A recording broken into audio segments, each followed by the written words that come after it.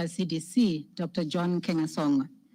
At a later point, we will hear a few words that are coming from our chairperson, that's the chairperson of the African Union Commission, His Excellency Mr. Musa Faki Mahamat, who will be joining us via video. So the program that we have for you today will start with the presentation of the objectives of PACT by Dr. John. Then we will hear from Commissioner Amira, and finally we'll hear from His Excellency the Chairperson. After that, we then return to our usual press conference format where you are free to join us for a Q&A session. So for now, let me quickly hand over to Dr. John. He's the Director of the Africa CDC, and he's going to give us introductory remarks. So these are the key underpinnings of the continental strategy that was endorsed at the Bureau level. The PAC initiative aims to prevent transmission and deaths and minimize the social and economic harm due to the COVID-19 and building strong partnerships to strengthen the effectiveness of the response across Africa. PAC then has three pillars. One is to test, to diagnose cases. Second, to trace, to identify cases and their contacts. And thirdly, to treat, to provide treatment and supportive care for cases. We've set ourselves some targets for the continent, and they include the ability to conduct or to increase our testing to 10 million across Africa in the next coming months, the next 2 months to 3 months. Again, let me just put this in context. We are not saying when we hit 10 million, that is a way. As of today, the continent was supposed to be testing about 12 million tests. Okay, that is a continent of 1.2 billion. If we test just 1%, it will be 12 million tests. We are not at that level today. So we are saying in the next coming month, we should strive to get to that target very quickly. Second, to deploy 1 million community workers and community healthcare workers to support the contact tracing and other response activities. Thirdly, to train 100,000 healthcare workers to support COVID-19 response. Lastly, the last target, the fourth target for the PAC is to establish a continent-wide procurement, storage, and distribution platform for commodities required to support the COVID response. As we scale this, I think I just wanted to put this in context, what we are actually doing here. As a continent, as of May 31st, Africa CDC has distributed 2.5 million test kits to member states.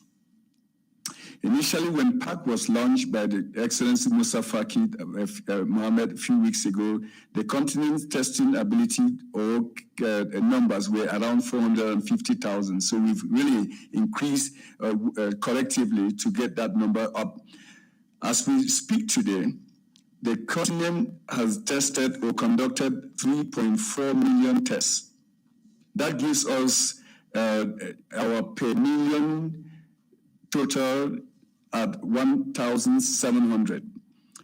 I'll pause here and give you, share some relative comparison with you. Italy's testing per million is 37,000. The UK testing per million is about 30,000. So as a continent, we are at 1,700. So just to put that in context so that we know exactly the work ahead of us. Our target is to make sure that we raise this ratio, that is a test per million, to about 10 million so that we can move ahead of our pandemic. So the PAC will hope to increase this testing, but do that very, very collaboratively with everybody here. Let me then acknowledge the partnerships that we continue to have and enjoy with the World Health Organization, the UNAIDS, the European CDC, the International Federation for Red Cross and Red Crescents, the Bill and Melinda Gates Foundation, the Jack Ma Foundation, the Susan Buffett Foundation, the African Standby Force, which just recently lifted about 28 of our responders to several countries, including Burkina Faso, Cameroon, Mali, and Niger. And most recently, other partners that are joining, which Commissioner Amira will announce very shortly. So thank you, ladies and gentlemen, and I'll turn the floor back to Wayne to continue the program. Thank you very much. That was Dr. John, just introducing the Partnership to Accelerate COVID-19 Testing, or PACT, that we are rolling out today. Next up, we will have the Commissioner of Social Affairs. But before I hand over to the Commissioner, let me just remind you that for our Q&A session, the means by which you can send in your questions are, firstly, to send to WhatsApp number +251 9455 02310, +251 9455 02310. Alternatively, you can just type in your name and your organization into the chat column on Blue Jeans. We're also coming to you live in case you might be having challenges on any one of the channels that you are using. We are on a number of platforms. So we are on this Blue Jeans platform. We are also on YouTube. We are also on the African Union Facebook page, and we are also live streaming. So there is any number of channels that you can utilize to get to this press conference. It is now time for me to call upon Her Excellency, Mrs. Amira El Fadil. She is the African Union Commissioner for Social Affairs, and she is going to give us a few remarks about PACT. Commissioner. Thank you very much, Winnie. Good morning, journalists in the room and through VTC. Fighting COVID-19 in Africa is not only about saving lives today, but also it's about tomorrow. It's about the future of this continent. It's about implementing our Agenda 2063 for the Africa we want. Because the Africa we want is peaceful, prosperous, and driven by its own people. And when we see driven by its own people, that also means protected by its own people and safeguarded by its own institutions. And that's why our leaders, our heads of states and government, the two leaders of Africa now, the President of South Africa, the AU Chair for 2020, and His Excellency Musa Faki Mohammed, the Chairperson of the African Union Commission.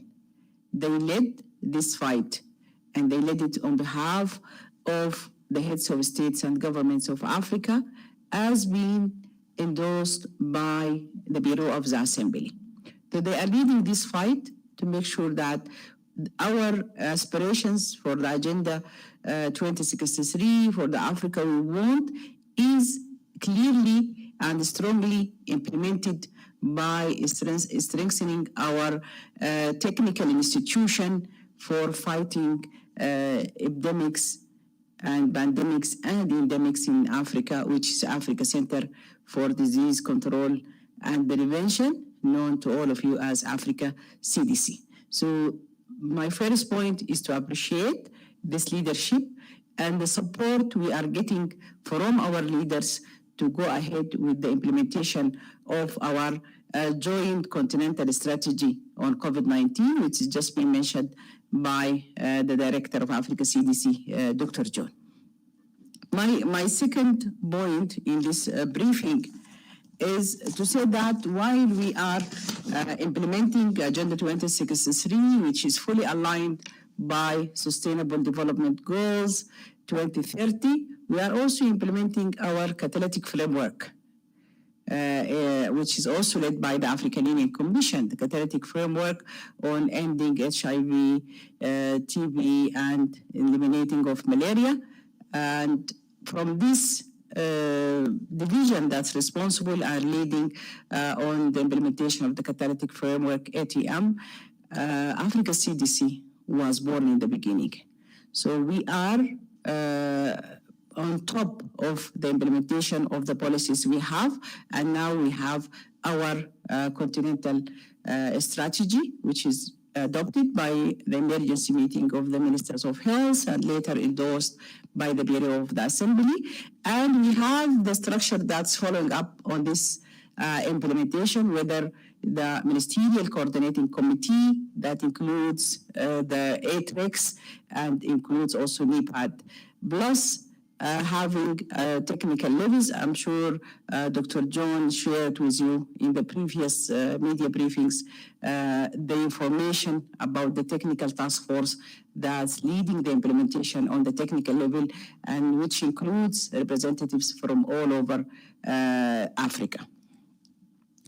I would like also to speak about the role of Africa CDC in building the capacity of our member states. And here I would like to say that there is a continuation of the programs of the training and the capacity building that we are doing in all levels, and we are doing it with our member states physically before these lockdowns and online training after the lockdowns, but it is a continuous program of building the capacity of our member states and the capacity of the technicians, whether the lab technicians, what Africa CDC did to build the capacity of the continent in the area of the diagnostics.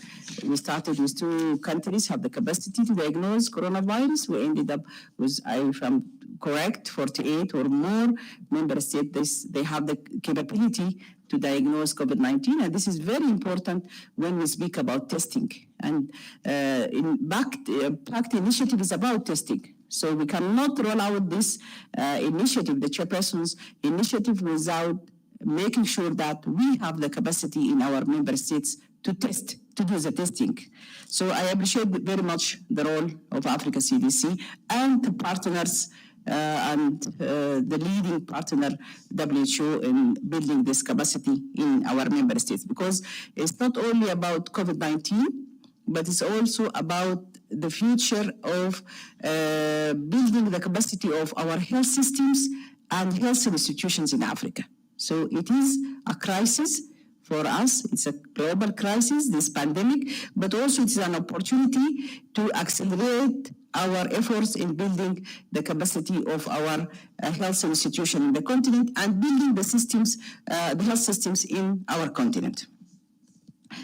My third point is about what can be done, because when it comes to health and health services, we always speak about 2 issues. We speak about treatments and we speak about prevention. I'm not a medical person, but I know from the medical people, from the experts and the technical people, that till today there is no treatment for coronavirus. There is different protocols on treatments in different countries, but till today there is no treatment. When we come to prevention, the very thing the experts are telling us that there is no vaccinations, there is no vaccines for coronavirus, and we need minimum 6 to 12 months for a vaccine to be developed. So even when we come to prevention, our choices of putting solutions are limited. The solution we left with is preventing more transmissions by doing more testing and tracing. And this is what PACT is about.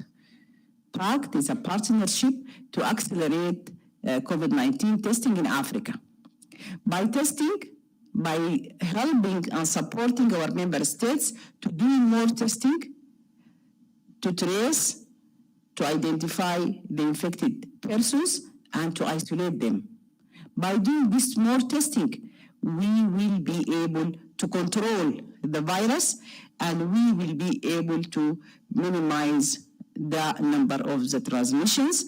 And this is the most effective tool. Now we have it in our hand, and that's what's been implemented in different continents, in different countries, and it's proved itself as an effective tool. That's why the chairperson of the African Union Commission launched this pact initiative as an initiative coming from His Excellency, and today we are rolling it out.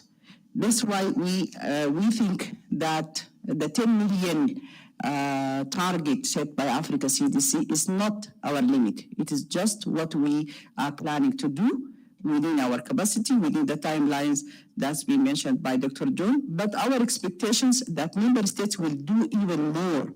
They can double this number. And they can do it by having also our support. And the support of Africa CDC is not just in building the capacity in the diagnostic area, but also in providing the testing kits. And that's what we are doing since the beginning. There is, I will leave the mentioning of the numbers to Dr. John, but I know from following up the work of Africa CDC that we have provided member states with thousands and thousands of testing kits directly going from Africa CDC, being purchased by Africa CDC, but also from the donations we received from our partners, especially the Jackma and Alibaba Foundation donations. The two first donations came through the government of Ethiopia and the Prime Minister of Ethiopia, and we appreciate his role. And the third one, which came for the African Union and Africa CDC, and just being delivered to our member states last week. So we are also giving the member states the in-kind support to do the testing.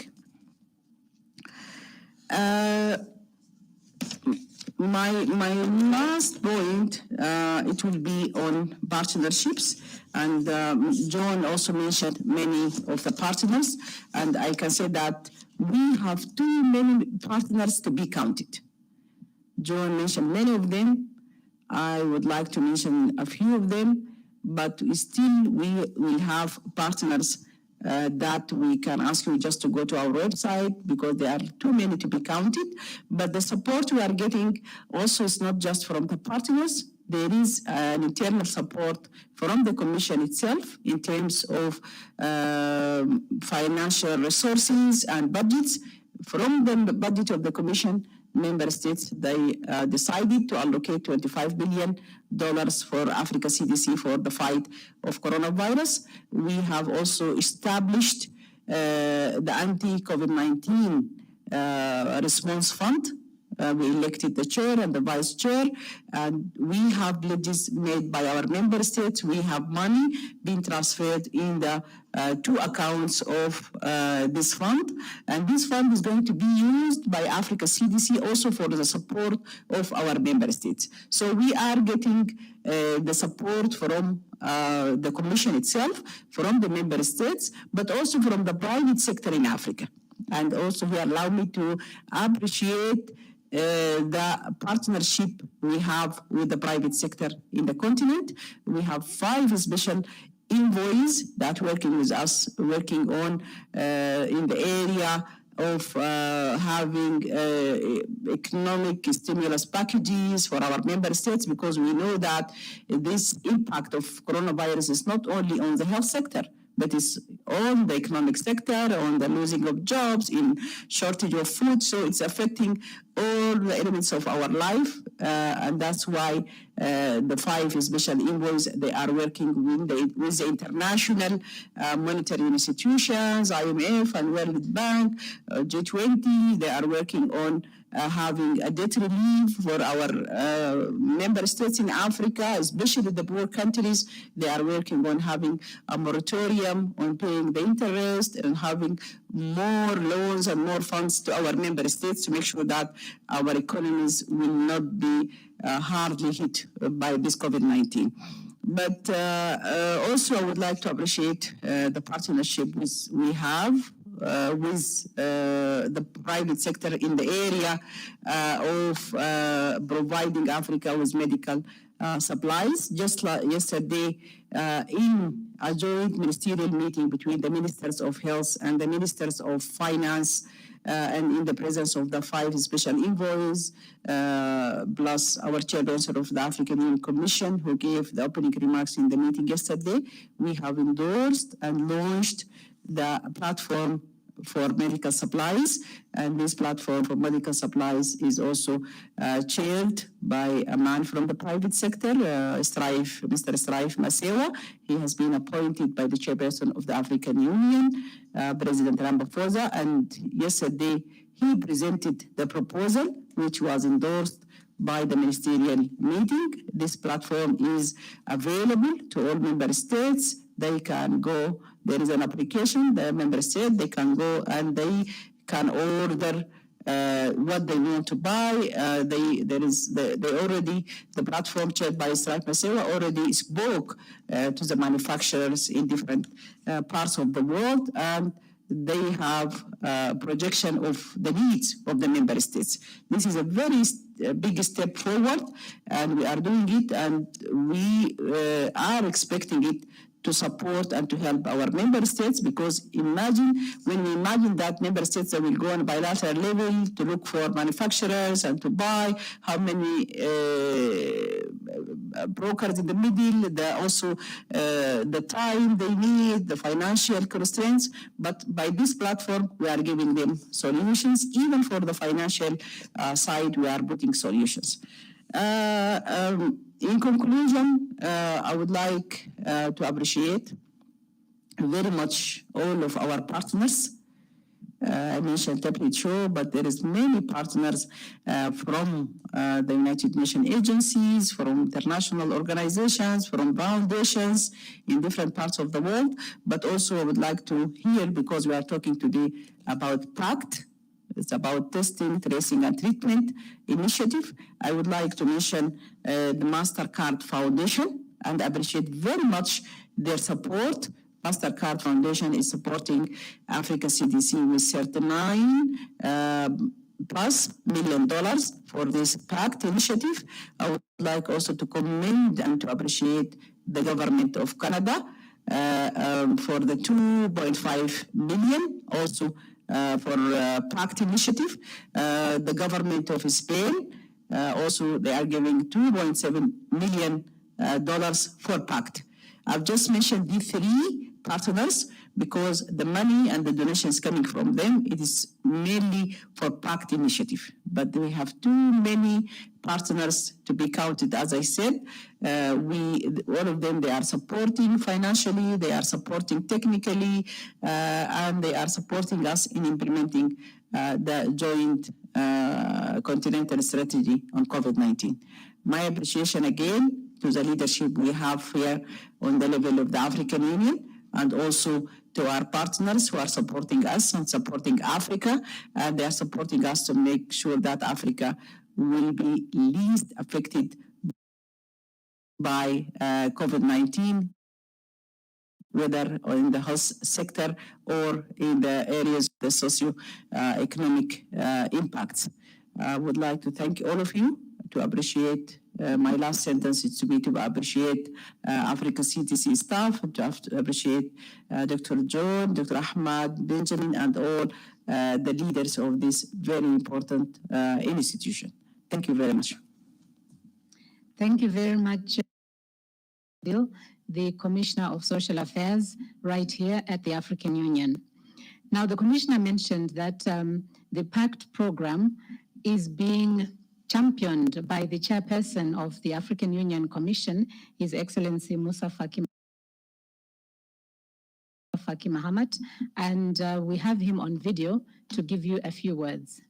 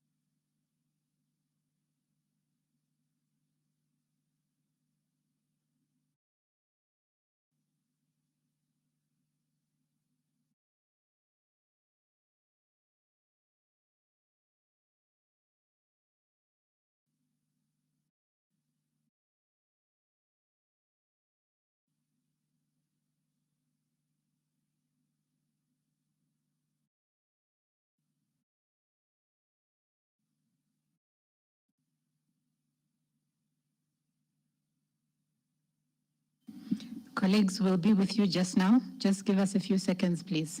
Thank you.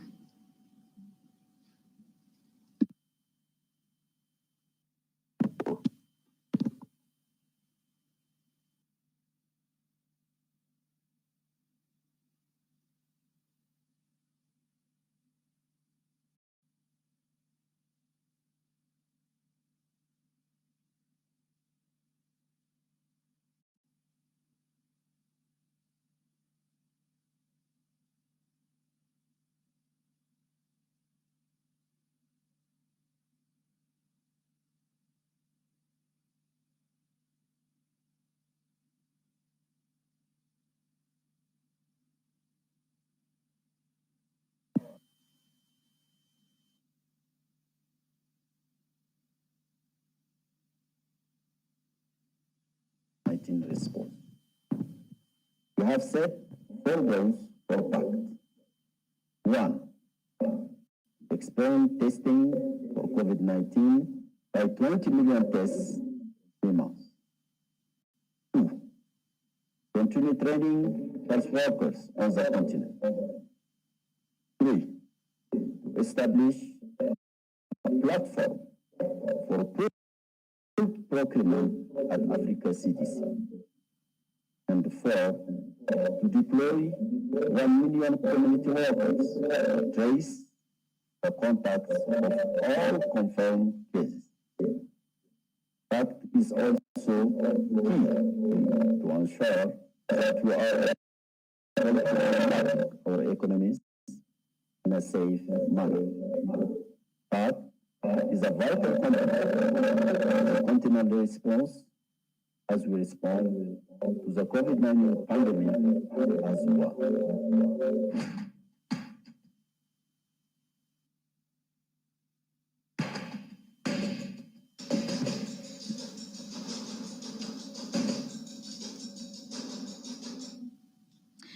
Thank you very much. That was the chairperson of the African Union Commission, His Excellency Musa Faki Mahamat, and he was stressing there the importance of PACT, calling it a vital component of the continental response. Thank you so much, everyone, and thank you to Commissioner and Dr. John for this part of our press conference. We now move into our usual Q&A, and let me just remind you of the numbers that you can use to send in your questions. The first one is a WhatsApp number, +251 9455 02310. Alternatively, you can type your name and your organization into the chat column. And I'm very happy to see that our screen is very well populated today. Thank you so much for your interest in joining us. Let me give you our first question. And this one is coming from Michael from Tunacheki. And Michael says, there is almost a simultaneous surge of new cases in African countries. Is Africa starting to lose the grip in the control of the virus, or is this due to the increased testing on the continent?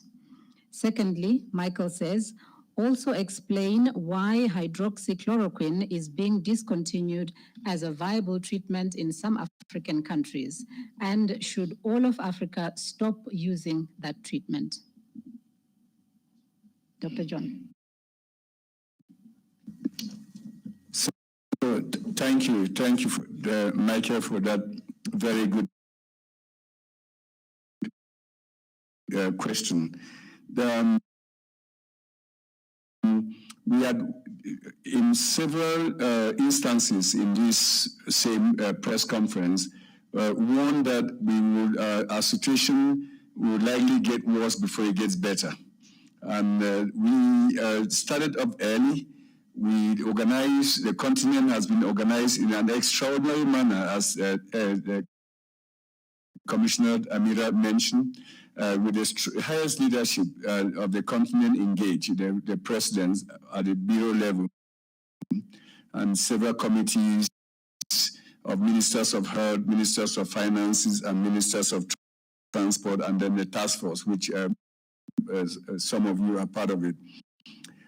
So that early phase organization and coordination helped a lot in blunting the spread of COVID on the continent.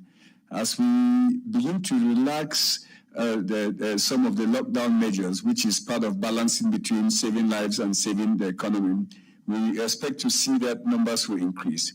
But what is important is that the lockdown period allowed us to intensify our public health measures, which is exactly to test, to track, to trace, and to isolate and do the basic things. I think that is one. Second is that our testing capacity is increasing, and increasing very, very rapidly. Just a few weeks ago, about 6 weeks ago, we were just under 500,000 tests as a continent, and today you heard me mention that we are moving up speedily to about 2.4 million tests.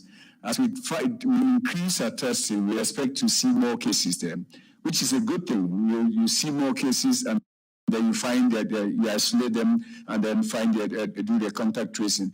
So it's better than not knowing where the cases are, and which will completely blindside you, and then you get overwhelmed by this. So that's why I say the numbers may get worse before they get better as we increase our testing. So again, that is why the PAC initiative is so important. We want to, as much as possible, dig out where this virus is hiding in our community, find them, flush them out, and then get back to normal. I think that's the whole purpose of this. So we expect that our numbers will increase, and we should absolutely know that it's not necessarily a bad thing. It shows that we are intensifying the ability to trace and or identify these individuals in the community. Then the second thing about chloroquine, hydrochloroquine, we issued guidelines about 2 months ago on the use of chloroquine or hydrochloroquine, and it's very clear. People can go to our website and see what we said at that time. Our position remains clear that chloroquine should only be used in the context of when patients or individuals are under clinical trials, so that they should be monitored effectively. As we speak, there are so many clinical trials that are ongoing in Africa and outside of Africa. So we are waiting to see the outcome of those clinical trials, and then we can make adjustments on our guidelines. But for now, we are sticking with the guidelines that we published a few weeks or months ago. Thank you very much. Sarah Jerving with DEVEX. With the rollout of PACT, what are the changes on the ground? This is one. Second, what resources have been given or will now be given to countries to increase testing that is different now than before this rollout? Then third, does anything change, or is it a continuation of ongoing efforts? So several things would change with the rollout of PAC today. PAC is a tight focus program, and you heard the chairperson of the African Union Commission, His Excellency Musa Faki Mohammed, laid out the goals of PAC.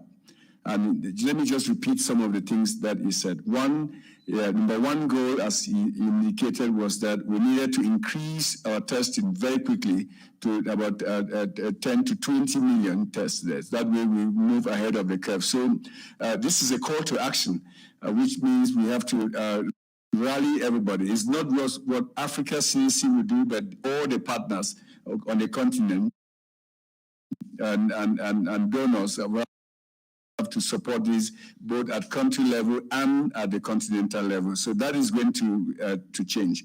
The second thing we mentioned here was the need to support the deployment of 1 million community workers. Very, very important.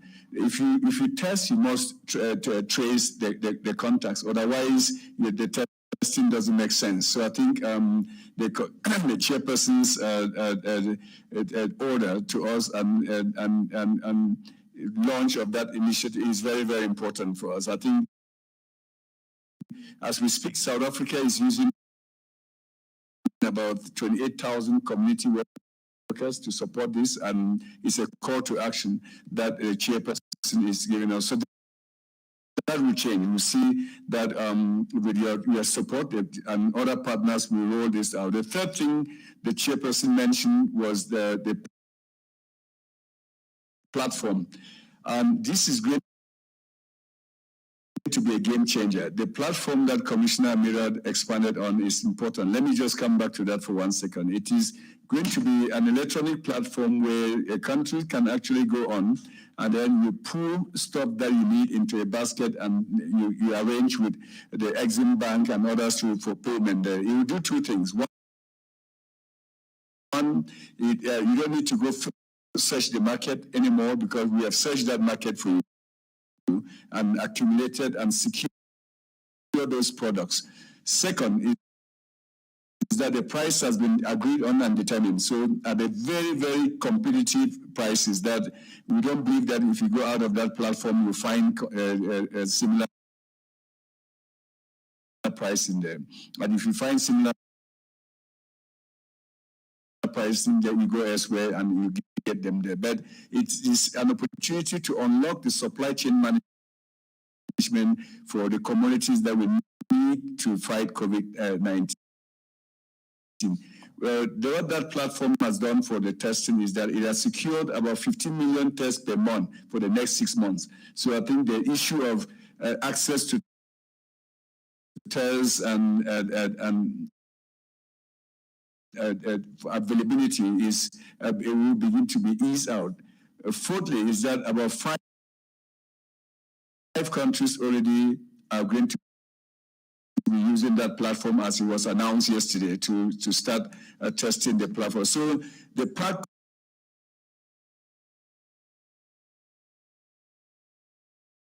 completely that changes the dynamics of things. That we know countries were reaching out to us and say, look, John, we have the money, we don't know where to go buy stuff. Help us. So that dynamic changes as from today, actually, as we heard yesterday from a joint meeting of all ministers of finances on the continent and ministers of health and the invoices and the AU. So it was really the highest coordination that we have ever witnessed at a continental level. So that addresses the question of resources. Now, lastly, we also heard from Commissioner Mira that there are special invoices that President Ramaphosa has appointed, and they are all economic invoices, and they are working very, very hard to work with the bilateral and multilateral systems globally to make sure that money is available to the continent in the manner that is predictable and they can use in supporting the response to this. I think that conversation is happening. They've really secured several billions that is not going to us, but going to the countries, and that is exactly where it should be. So the task now is for the countries' ministers of finance to release that money in a timely manner so that the ministers of health can use it to support the rollout of PAC in the country. I think that is a lot is going to happen because of this very tight focus program launched by the chairperson of the African Union Commission. Thank you very much. We'll take people who are online. Let's start with Munganzi David Jolly of Africa Youth Front. Munganzi.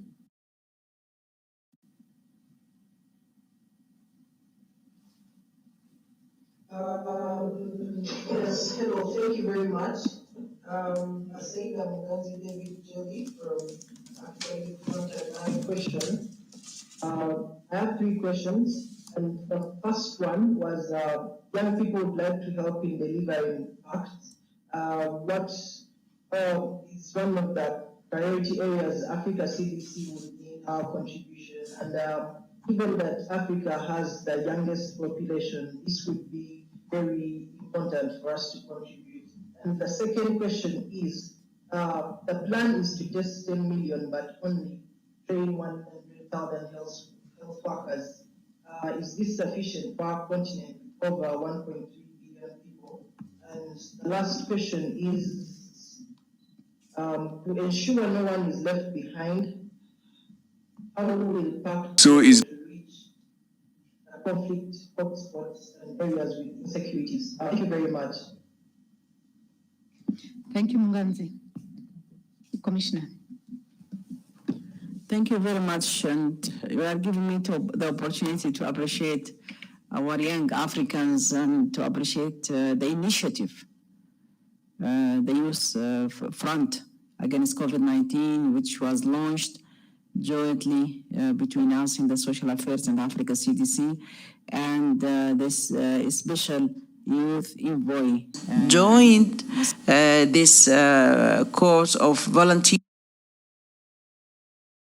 The one we have from since the Ebola outbreak in West Africa, and new ones are joining. Our target is 2 million health workers, but when we set a target of 2 million, we always have the ambition that we will have more. This is the minimum we can do, but we can have more. So I think young Africans have a big opportunity to be part of this fight, not only through the front we launched, but also through all the networks of the youth organizations in Africa. I know a lot of them are joining this fight. As I said it at the launch of the Africa Youth Front, that the young Africans are more connected. They have more knowledge in the use of the technologies. They can be very supportive in creating more online platforms. They can liaise with each other. They can join their efforts.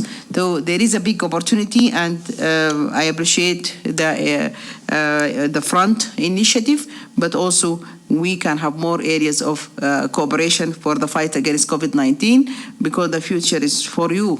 All these things I mentioned about the Africa we want is for young Africans, because the majority of the population in Africa is young. To ensure no one is left behind by having everybody in this fight. We need the communities, we need the community leaders, we need the religious leaders, we need the non-governmental organizations, we need the cultural workers, we need everybody in this fight to make sure that nobody will be left behind. It's not only governments. Yes, we are leading on the governmental level, we are pushing our governments to act, but we know that governments alone cannot win this fight. So we need everybody to be included to make sure that nobody will be left behind. Thank you. So let me just supplement two things. One is that the numbers we are giving are not, we need to strive to collectively to exceed these numbers. The 100,000 that healthcare workers, that the training is the TOTs that we need, the training of trainers that will cascade that into the different countries. The 1 million number is the lower end of it, so I think we should be striving to have more. We, as Commissioner Amira said, this is going to be the victory against COVID will be led and owned at the community level. It starts in the community, it ends in the community. So how much this, the community, we engage the community, build trust and the relationship using this community health care workers program will determine how quickly we win this battle against COVID-19. It's standard. This is when you're fighting a disease where there is no treatment and vaccine, you rely on basic public health measures to ensure that what is known over the years and over the history of public health as standard shoe leather epidemiology. So this will be their foot soldiers to go after, go into the community and actually help us know where this the virus is hiding and flush it out there.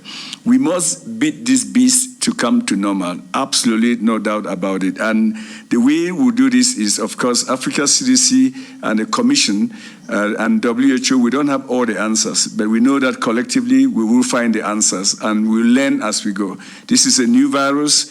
We have known this virus for less than 5 months, and we will continue to learn and adjust our strategy. Our only failure collectively will be in the failure to recognize that we shall fail, and we shall learn from the failures and then build again and move on until we defeat this virus. Thank you very much. May I just ask those who are joining us on either YouTube or Facebook that if you want to ask your questions, please use that WhatsApp number that we have provided, and it is +251 9455 02310. Let me call upon Michael, who is joining us online. Michael.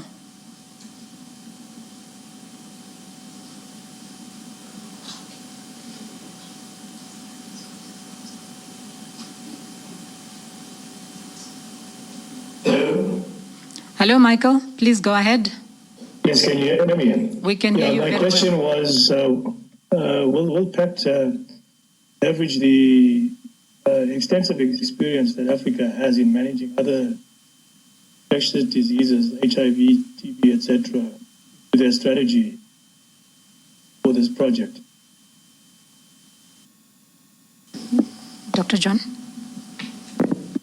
The answer is absolutely yes, and it's already doing that. I mean, South Africa's success in aggressively increasing its testing to about 12,000 people tested per million is thanks to the aggressive nature in which they've used community workers there. And this is actually borrowing from their experience in fighting HIV AIDS in South Africa. And we're also seeing that in several countries in West Africa. So we have to absolutely build on those endemic diseases that we have been fighting for so many years. And I'm happy to see a lot of HIV combatants, and like Professor Lashley Abimeko on this call, and others that have been on the struggle for so many years, that we are counting on them to use that community engagement strategy and the wisdom acquired from TB, malaria, and HIV to apply that to this infectious disease. Let's demystify COVID-19. It is an infectious disease. We know how it is spread. We know how we can win the fight. It will require a community engagement and using lessons we've learned from HIV, TB, and malaria to fight it. Amadou Gay, if you are with us, please ask your question.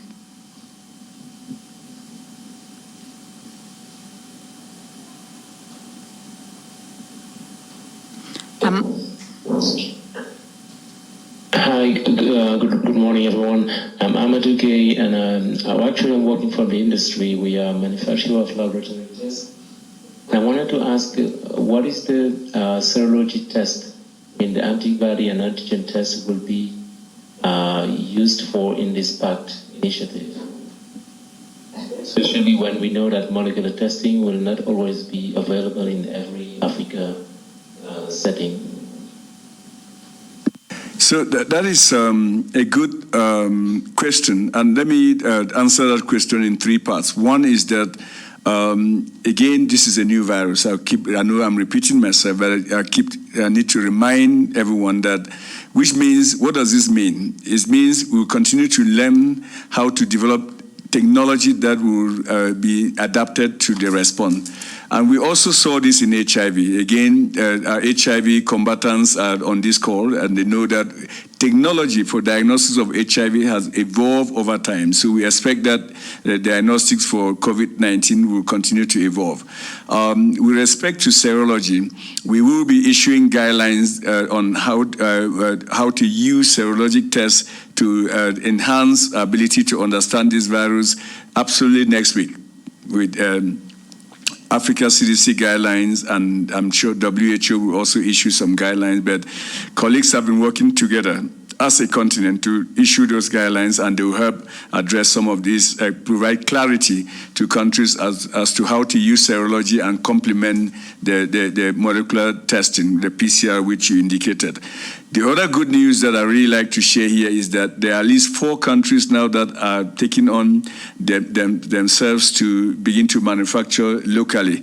Either the antibody test or the molecular test. That is to the best of our knowledge and based on the coordination that we have with the Africa CDC, Senegal, Morocco, Kenya, and South Africa have all engaged in the development of this diagnostics, which is extraordinarily important because as we speak today as a continent, until recently, I mean, absolutely, besides Morocco, no country in Africa was investing in the development of diagnostics. So COVID is pushing up us to actually to the frontiers of discovery, which is again going to be the first time that we are beginning to use products made in Africa, and I can't wait to see those made in Africa diagnostic tests that will be used to fight in COVID-19. Up next, we have Kara Anna. Kara.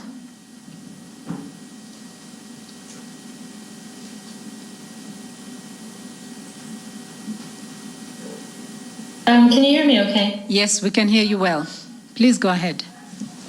Thank you. And you may have addressed this earlier, just the audio has gone in and out. I wanted to know what obtained for Africa. The pool platform, Kara, has attained a lot. This is truly, I'll characterize it as a breakthrough. I don't know the exact numbers of quantities there, but we'll be happy to, it's public information. I'll be happy to send you this, or anyone else who reaches out to us will send you a comprehensive list of things that are on the platform. But I know for sure that diagnostics, we have been secured in abundance, about 15 million tests per month for the next 6 months. We are projecting that we have to beat this enemy and defeat it in the next 6 months. And if we scale up our testing, if we do the tracing, and if we do the treatment, that is, we can contain it, push it back as much as possible. That's why our projections are in the platform are for the next 6 months or so. We recognize that this is a serious battle that it can be protracted, but we are, as any battle that we fight, we are setting ourselves some immediate targets and say, well, in the next 6 months, let's scale up our testing, let's scale up our tracing and treatment so that we can do it. So based on that, we have a series of things that are on the platform that we can share with you by email. Thank you very much. I'm going to take a question that has come from our WhatsApp group. I am Ronald Tatenda Magomo from the Africa Youth Front on Coronavirus, AYFC. The question, with regard to the high levels of corruption being reported in some AU member states, is there a mechanism to engage the youth as accountability partners on packed resources which will be channeled to AU member states? We have actually not thought about, I would not characterize it as such, but rather issues of governance, which is very important and central to any initiative there. So we are very open to any suggestions that you can make. You have our email addresses. Bring forth any suggestions, and we'll be happy to take a look at that. I will just end up by saying that on this particular issue, that we are in this together. It is a fight that we must win as a continent to survive, and all ideas are welcome into the pool of the basket of ideas that we want to all explore. If I can add Yes. Yes, please. I would like to add in this area of accountability and transparency, all the funds that's coming through us as African Union, it will be governed according to the financial rules and regulations of the African Union Commission. We will follow up. We will be responsible about reporting back about the utilization of the funds, whether the funds are coming from our member states themselves through the Commission or from the international partners. So the frameworks of accountability is available. We have a known reporting systems. We are sharing information and there is full transparency of sharing the information, maybe by sharing the information about the availability of the funds and how much is being allocated for which country. You can have a role as African youth in following up on the national level, and also you have your NGOs that they can follow up, and it's known the mechanisms that where you can also support in the area of having more accountability and more transparency. Thank you. Thank you very much, Commissioner. We are overshooting on time, but we'll try to make it as concise as possible. This one is a follow-up to an issue that was addressed by Dr. John, coming from Robbie of AFP. And he says, when was the online storage and distribution platform launched? And which 5 countries are using it?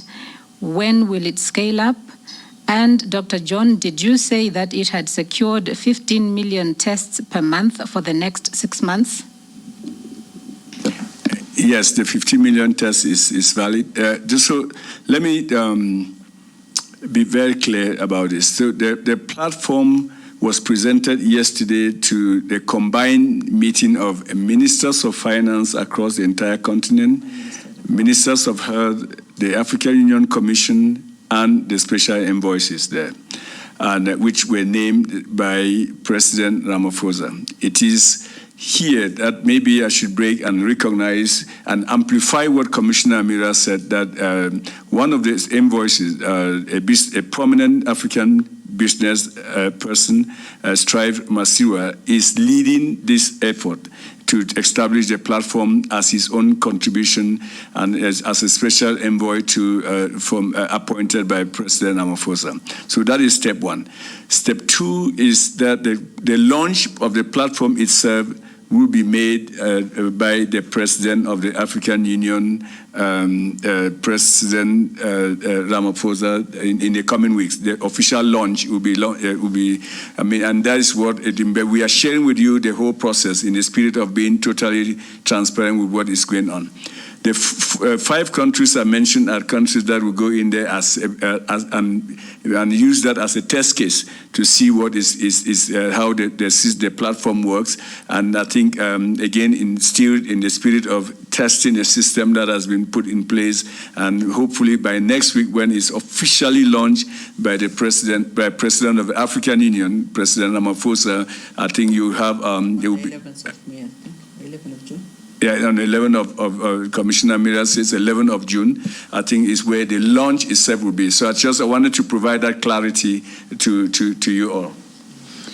Thank you very much. We've been given an extra 10 minutes, and we have 4 people lined up for questions. The first one is Lindsay Elton.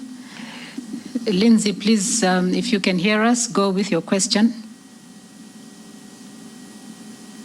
Hello, yes, my name is Lindsay Elton, and I work for the Pandora IDNet Consortium, which is a research consortium with many different African partner sites. My question is the PACT consortium going to provide assistance for sort of procurement research projects and initiatives, or is it purely for clinical diagnostic testing and tracing?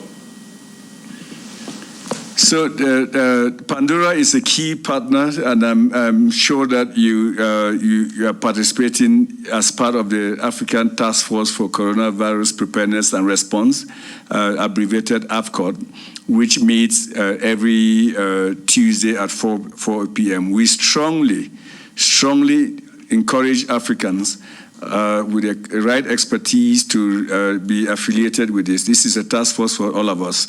There's a specific working group there for science, research, and standards and regulation there, which if there are any ideas that Pandora has to bring to the table, that is the platform to present that. Now, PAC doesn't summarize everything that we are doing in this response. PAC's intention is to focus the response on certain things. Okay, the research part of it is critical to it, but as the chairperson is directing us to do 4 things, major things, and the research, of course, component is still an integral part of our response, but again, we need to do certain things quickly, and those are the things that are underneath part. For example, maybe I should just mention that you will, in the coming days, be notified that Commissioner Amirad and Chairperson of the African Union Commission will be hosting a very high-level meeting on access to vaccines, COVID vaccines on the continent. Now, we will not win this battle without vaccines, okay, or treatment. But you don't hear that underneath part because that is a research and development component. But in the coming days, they'll be convening a very high-level meeting across the continent and the world to begin to chat and discuss the pathway for Africa's access to vaccine, what we as a continent must be doing and have to do so that when vaccines are available, we are not at the tail end of it. Such that we are not just waiting for vaccines to be developed. We want to be part of the research and development, and how do we engage with the community. So I say this to make sure to just highlight the fact that not everything that has to do with COVID-19 is underneath part there, but these are some very urgent things that the chairperson thought that it's important for us to focus us so that we can achieve and deliver those. Thank you very much. Let me now acknowledge Alashli Abimiku. Alashli Abimiku.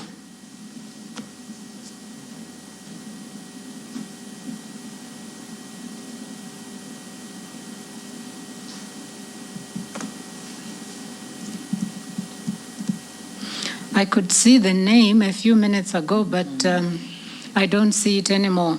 So perhaps let's move on to Mary. Do we have Mary online? Yes, good afternoon. Good afternoon. Please go ahead with your question. Yes, considering the low testing levels in Africa, the government's delay easing of the restrictions put in place to contain the spread of the COVID-19 disease for a month or so. No. It's not clear. Can you come again? We did not quite get you. Okay, good afternoon. I come again. Yes, please. Considering the low testing levels in Africa, because the capacity remains low. So should the governments in Africa delay easing of the restrictions put in place to contain the spread of COVID-19? So that's a very good question, Mary. We have provided guidelines on how to ease the lockdowns, and with clarity on exactly what to do. And I strongly encourage that you go to their website and look at those guidelines that we've provided, and they're being distributed to all member states. So I think we are very clear that, I mean, our rates are low, but they are increasing. I like to leave you with this that it is clearly in the right direction. When we launched, the chairperson launched the PAC a few weeks ago, our numbers were around 400,000. Today we are around 2.4 million. So 2.5 million. So I think we are in the, and we had set ourselves a target of 1 million tests to be distributed. We exceeded that significantly, and I think we should put that in the context. So the short of that is that please go to our website and see the guidelines on easing the lockdown, so that we can all coordinate our efforts and do the on easing in a coordinated and safe way. I would like to add also, Mary, that the decision of the lockdowns, it's a decision made by the member states and on different levels, and the timetables are different from one country. It is a precautionary measure being taken to minimize the numbers of the transmissions. But because it's taking long, these lockdowns, it's affecting the livelihoods of the population, whether in Africa or globally. And countries, they have to balance between saving lives and minimizing and reducing the numbers of the transmissions and saving the livelihoods. To do so, what African CDC did is developing a guidelines. It is not legally binding. We cannot impose it on member states, but we are giving member states the advice if they decided to ease the lockdowns, how to do it scientifically. But part of these guidelines, there is some prerequisite. It has to be in place before starting easing the lockdowns. The top of it is by conducting more testing. And that's why PACT even more and more important, because if countries, they want to ease the lockdowns, they want to follow our advice and our guidelines, they need to start by increasing the level of the testing in the country before opening up, and to do this opening up gradually. And also, again, it depends on the epidemiological situation of COVID-19 within each country. But we cannot advise them or go ahead and have more lockdown. No, it depends on the situation in every country. We provide them with the information. We provide them with the guidelines on how to do it, and how to do it, bearing in mind that they will have the minimum transmissions while they are easing the lockdowns. Thank you. Thank you very much, Commissioner. And I can see we still have a number of colleagues who are online, but unfortunately we've run out of time. We've tried to extend and have added an extra 15 minutes to this briefing, but we really have to conclude. May I ask that those who are just still joining us online, please send us your questions to +251 9455 02 310, and we will have to respond to you at a bilateral level. But otherwise, I want to thank you very much for joining us, and to thank Her Excellency Commissioner Amira El Fadil and Dr. John Kengasong for joining us in the launch, rather in the rollout of the Partnership to Accelerate COVID-19 Testing, which is known as PACT. We trust that you will join us again next week. Thank you.